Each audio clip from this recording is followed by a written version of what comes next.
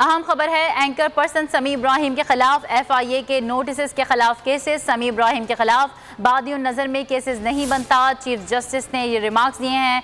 FIA को एक मौका और दे रहे हैं, अदालत को मुतमईन करें। इस हवाले से मज़ीद तफसीलात बताएंगे हमारे नुमाइंदे फयाज महमूद। जी फयाज, बताइएगा।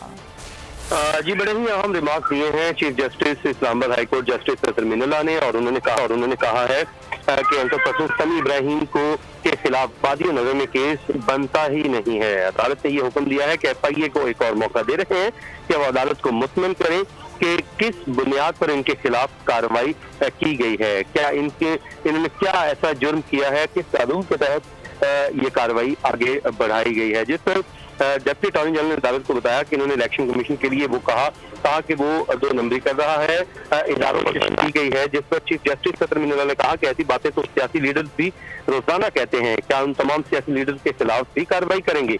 कई प्रोग्राम अदालत के खिलाफ हुए, क्या हम कार्रवाई शुरू कर दें, क्या महज बयानात से कोई पब्लिक ऑफिस होल्डर पर असरअंदाज हो सकता है। उन्होंने कहा कि रात को चीफ जस्टिस पाकिस्तान ने अदालत क्यों खोली, ये भी कहा गया है। जिस पर अदालत ने कहा कि सबको मालूम है रात को अदालत क्यों खोली गई थी।